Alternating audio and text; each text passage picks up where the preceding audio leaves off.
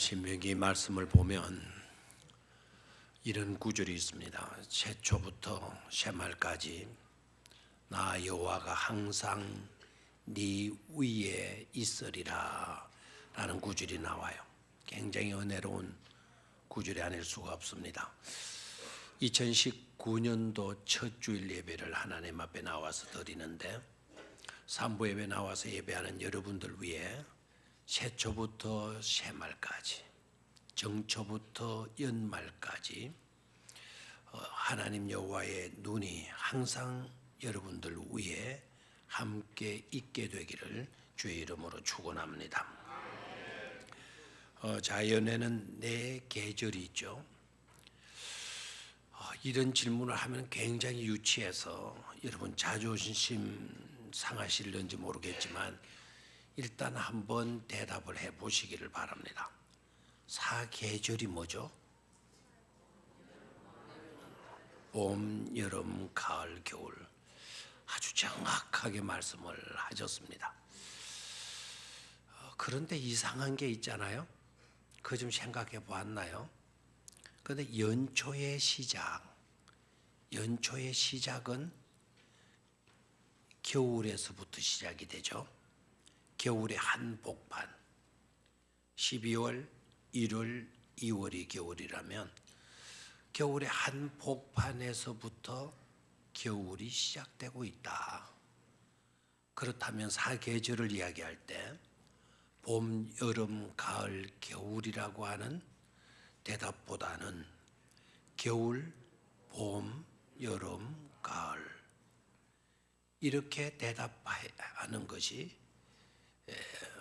맞지 않냐라는 거죠. 의미적으로 봐도 봄에 싹이 터서 여름이 푸르름으로 울창했다가 가을에 아름다운 낙엽을 가지다가 떨어지고 차가운 꽁꽁 얼어붙은 겨울로 가는 것보다 차라리 꽁꽁 얼어붙은 그 겨울에서 시작해서 그 겨울이 지나고 얼었던 것이 녹아지고 새싹이 돋고 움이 돋아서 꽃이 피고 여름에는 푸르름으로 있다가 가을에 오색 찬란한 단풍의 옷을 입고 오국이 불어있는 결실로 우리 인생을 마감한다라는 거, 이게 더 아름다움이지 않겠는가라는 겁니다. 좋았던 것에서 시작해서 겨울로 끝나게 되어진다면 이건 좀 서글픔이 있을 것 같아요. 겨울에서 오히려 시작해서 더 좋은 계절로 나아가는 것, 그게 더 희망적이고 복된 일이 아니겠는가. 아마 의도적으로 겨울에서 정초가 시작되도록 했는지는 모르겠지만은 뭔가 재밌다는 그런 생각이 들어요. 정월부터 1월부터 새해가 시작이 된다. 그러면 겨울의 한복판에서부터 계절이 시작되어지는 거다. 그렇죠? 그게 또 십자가의 정신 같기도 해요. 일주일을 시작해도 여러분 어디에서 시작이 하죠? 우리는 주일에서부터 시작하죠. 일반 세상 사람들은 언제부터 시작해요? 월요일부터 시작했다가 주말 이렇게 가요. 토요일과 주일을 주말로 가요. 그런 저는 오히려 좀 불행이다 생각해요. 우리는 안식 후 첫날, 주님이 부활하신 날, 십자가를 통해서 죽으셨다가 부활하셔서 그 생명 가지고 한 주간을 살아가는 것, 이게 성서적이라고 그렇게 생각이 됩니다. 성경을 보게 되면 삶에 있어서도 계절이 있다, 때가 있다. 삶에 있어도 사계절이 있고 분명한 때가 있죠. 오늘 본문은 이렇게 기록이 되어져 있습니다. 하나님이 모든 것을 지으시되 때를 따라 아름답게 하셨고 사람에게는 영원을 사모하는 마음을 주셨느니라. 참 이 구절이요 가슴에 와닿지 않습니까? 하나님이 모든 것을 지으시되 때를 따라 아름답게 하셨다. 그리고 사람에게는 영원을 사모하는 마음을 주셨느니라. 한번 여러분 다 같이 읽어보시기를 바랍니다. 시작. 하나님이 모든 것을 지으시되 때를 따라 아름답게 하셨고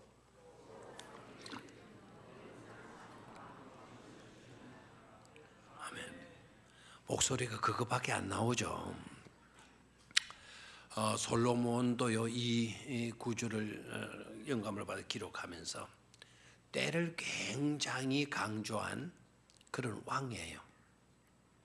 솔로몬이 지혜롭다 하게 되는 것은 솔로몬이 어째서 지혜롭다 생각하십니까? 라고 물으면 재판을 기똥차게 했다.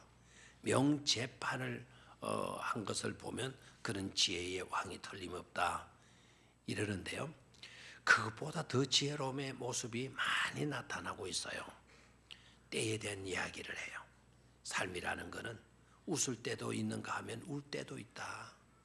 슬플 때가 있는가 하면 기쁠 때가 있다. 그 때에 대한 설교를 전도서 3장의 시작부터 해요.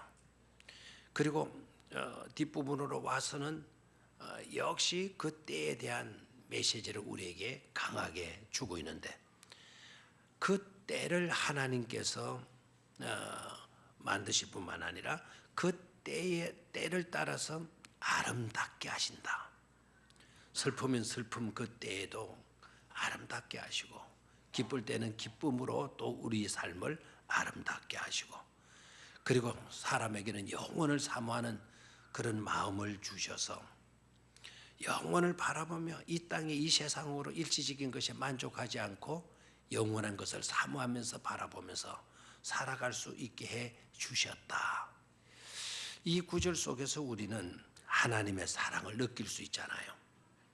그리고 하나님의 더 큰 목적, 그 목적을 두고 계시는 것을 알 수가 있죠.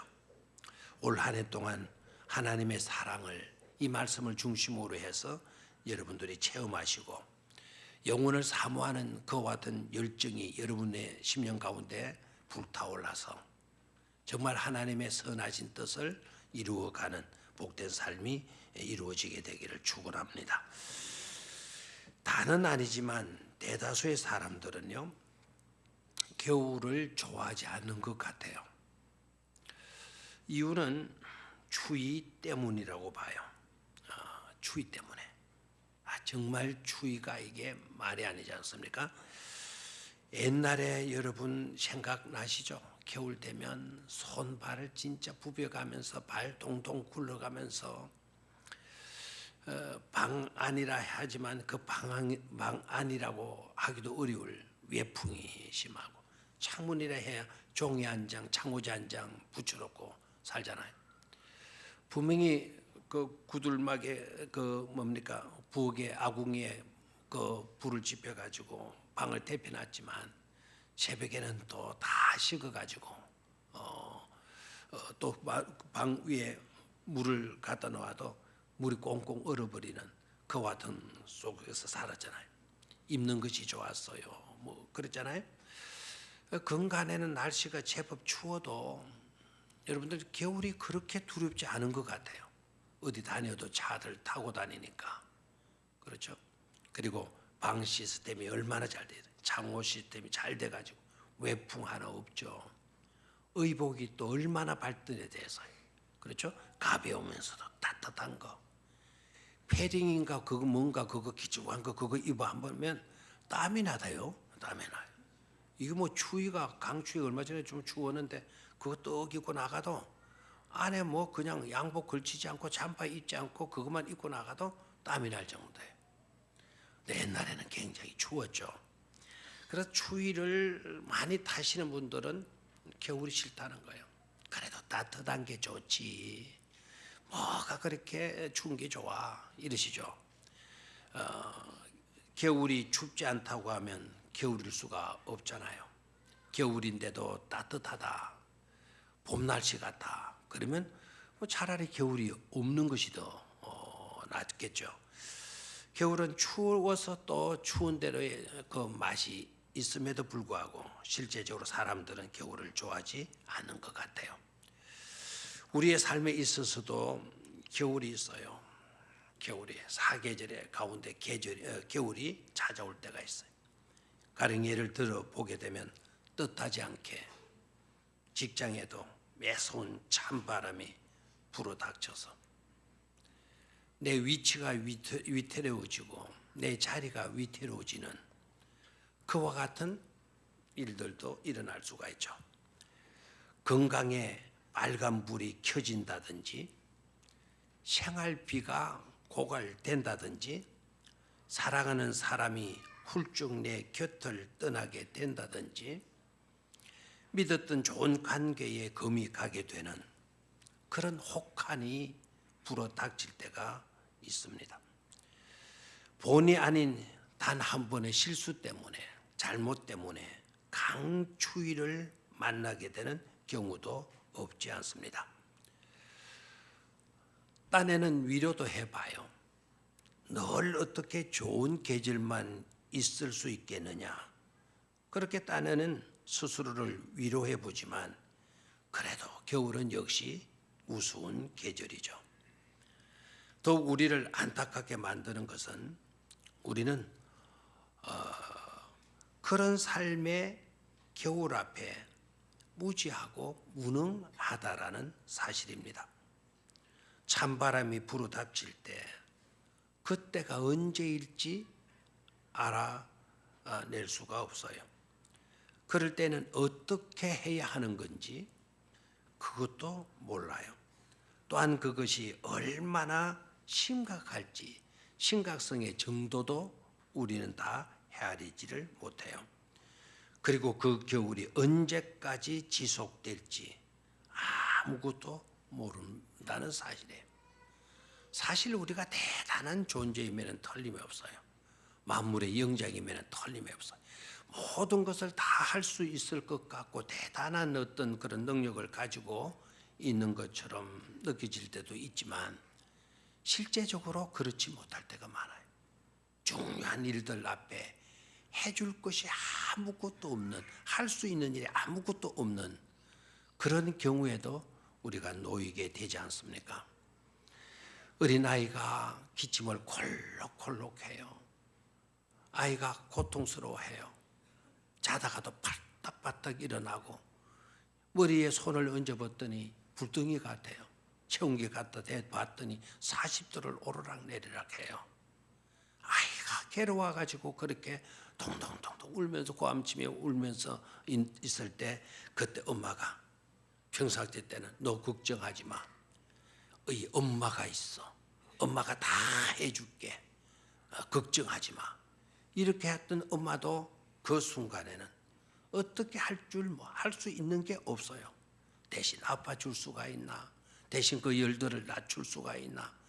이게 우리 인생이고 있다라는 점이죠. 그래서 그런 겨울 앞에 사람들 놓이게 되게 되면 이런 이야기를 하죠. 너 떨고 있는 것도 아니야? 그래. 너는 어때? 나도 역시 떨고 있어. 이런 겨울 앞에 우리 모든 인생들은 다 떨 수밖에 없는 나약함을 가지고 있는 것이죠. 그럼에도 불구하고 우리는 그런 겨울 속에서도 뭔가가 들어있다라는 것을 깨달아야 돼요. 그런 겨울의 한복판에 있을지라도 그 가운데 있는 것이 있는데 그것이 바로 뭔가 하니까 희망이에요. 우리가 가질 수 있는 희망이 그 속에도 있더라는 거예요. 그것이 뭐인가 하니까 첫 번째는 그 혹한 속에 차가운 겨울 속에도 들어있는 것. 그게 첫 번째로 뭔가 하니까 겨울은 언젠가는 지나간다라는 거예요. 겨울은 지나갑니다. 그리고 그런 겨울을 나만이 맞고 있는 것이 아닌 다른 모든 사람들도 나름대로의 겨울을 만나고 있다라고 하는 사실이에요. 그뿐만 아니라 성경을 읽어보는 가운데서 깨달아지는 중요한 요소가 있는데 그게 뭐인가 하니까 오히려 성경 속에 나타나고 있는 신앙의 거장들, 믿음의 장부들, 하나님의 능력의 손에 사로잡혀서 귀하게 쓰임을 받은 그런 사람들을 보면 거의 다가 겨울 왕국 출신들이라는 사실입니다. 신앙의 거장들을 다 보니 그 사람들은 순탄한 길을 걸어온 사람들 아니었어요. 다 겨울 왕국 출신들이었습니다. 그렇다면 왜 하나님은 겨울을 우리에게 맡게 하는가? 그런 계절이라면 오히려 하나님은 없애줘야 되는 것인데도 불구하고 우리에게 때를 따라 돕는 은혜를 주신다고 그랬고, 때를 따라 아름답게 하시고 사람에게는 영원을 사모하는 그런 마음을 주셨다고 했는데 왜 그런 겨울을 주시는 것인가? 바로 그 겨울 속에 들어있는 이런 요소들 때문이 아니겠는가 하는 겁니다. 요셉을 생각해 봐요. 순탄한 길을 걸었습니까? 언제나 봄날이고 여름이고 가을이었나요? 요셉에게도 찬바람 불어 닥치지 않았습니까? 혹독한 찬바람 불어 닥쳤어요. 형들의 미움을 받아가지고 노예로 끌려가는 혹독한 겨울을 맞이했었죠. 모세도 그랬지 않았습니까? 다 자기를 알아줄 줄 알았는데 오히려 배척하고 자기 동족마저도 자기를 등지게 되어졌을 때 광야로 나아가게 도망가게 되고 도망자로서 40년을 살아가잖아요. 그렇게 뛰어났던 모세의 이름이 지워지게 되고요. 그 누구도 모세를 기억하는 사람들이 없게 되어지는 그런 쓰라린 겨울을 맞지 않았습니까? 신약의 바울은 어떻습니까? 신약 속의 바울도 엄청난 고난과 고통의 겨울 왕국 출신이라는 것을 알 수가 있습니다. 그렇다면 오늘을 살아가는 우리들은 어떠합니까? 우리도 역시 겨울을 맞이하고 겨울 속에서 살아가고 있다고 해도 과언이 아니죠. 겨울은 그럼에도 불구하고 하나님이 우리에게 겨울을 두시고 계시는 것은 겨울 속에서도 유익한 것들이 있기 때문이다. 겨울 속에 있게 되는 그 유익함, 때를 따라 아름답게 하시는 하나님의 섭리와 하나님의 능력이 있기 때문이다. 그러면 겨울이 있음으로 우리에게 주어지는 유익들이 어떤 것들인가? 몇 가지를 생각할 수 있겠죠. 첫째, 겨울은요, 사람들을 움츠리게 만들고 숙이게 만들죠. 겨울이 왔을 때에는 고개를 숙이게 돼요. 그리고 움츠리게 되게 돼요. 인생의 삶에 있어서 겨울을 맞게 되게 되면은요, 사람들이 비로소 겸손해지게 되어지는 거죠. 교만의 자리에 있을 때에는 하나님의 얼굴도 구하지 않아요. 일이 잘 풀릴 때에는 기도도 하지 않아요.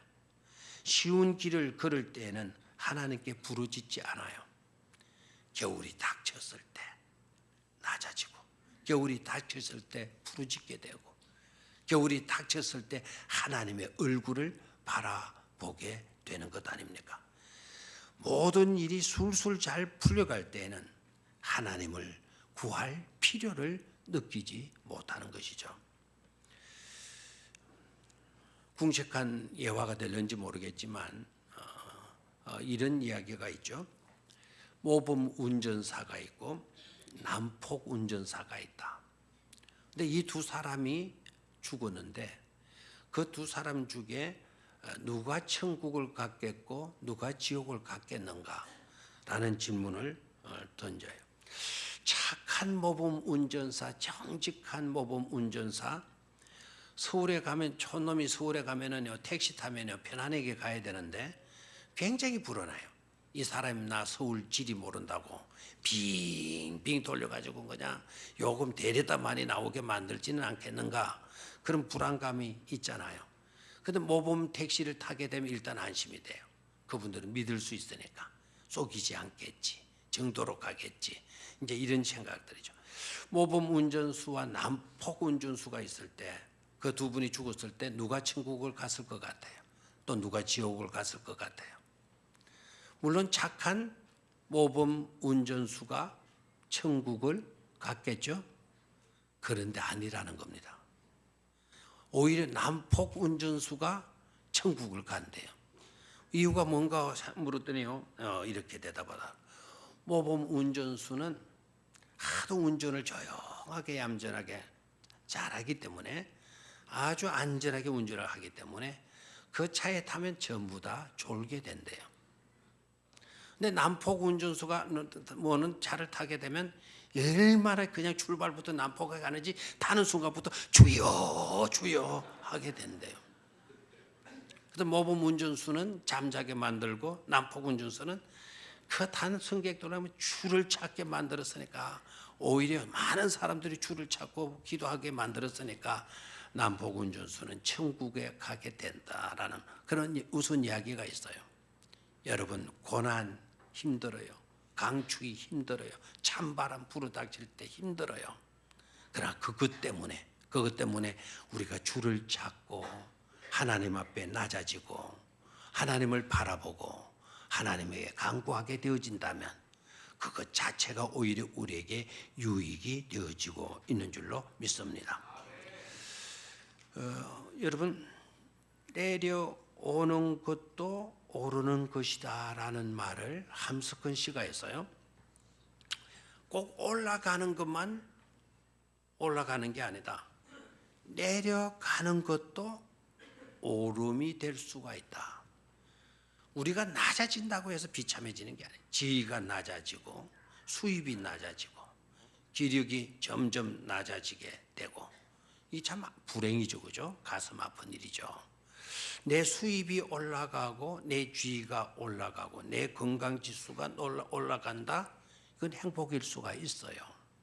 그렇습니까? 그렇지 않습니까? 그런데 함석헌 씨는 내려오는 것도 오르는 것이다라고 하는 중요한 말을 해요. 성경적으로 우리가 보게 되면은요, 높아지려고 하는 것보다 낮아지는 게 중요하다. 예수는 영광 받기 위해서, 섬김을 받기 위해서, 높은 자리 차지하기 위해서 이 땅에 오신 것이 아니고 낮은 자리로 내려오셔서 우리와 함께 해주시고 우리를 구원하셔서 하나님의 백성으로 만들어 주시기 위해서 오셨다 하지 않았습니까? 낮은 땅 정도가 아니고 땅에서도 가장 낮은 저주스러운 그곳까지 우리 주님은 내려가셨죠.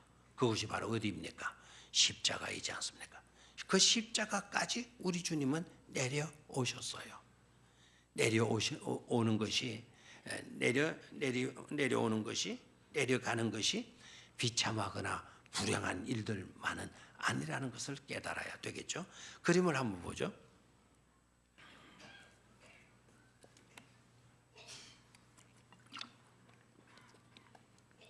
자, 저기에 산이 있는데 산에 오른다 했을 때 화살표를 한번 보죠. 자, 저거는 뭐 한 겁니까? 올라간다죠, 그죠? 자, 그럼 내려간다는 뭐겠어요? 쉽죠. 야, 이런 시험만 나오면 전부 다 고시패스 다 하겠죠. 자, 올라간다, 내려간다. 네, 여기 요거밖에 없나 그림이? 자, 저기에서 다시 한번 볼까요? 자, 올라간다, 내려간다. 자, 저 부분이 어떻습니까? 내려가는 거 맞습니까? 다시 올라갑니다. 자, 이게 무룡산하고 똑같아요. 자, 여러분, 저 무룡산 정상으로 뭐 한 겁니까 지금? 올라간 겁니까? 내려간 겁니까? 올라간 거. 그 내려간 데가 있는데요. 저 내려간 것이 부분적으로 있지만 우리는 무룡산, 저 산을 뭐 한다 그러죠? 올라간다. 우리 인생도 그렇다 이 말입니다. 때로는 내려감이 있어. 내려감이 있어. 그런 내려감이 있지만 우리는 천성을 향하여 독수리가 날개치며 올라가는 것처럼 우리는 오름의 인생이고 있는 것이죠. 때로는 우리가 내려가는 것도 힘들어하지 마십시오.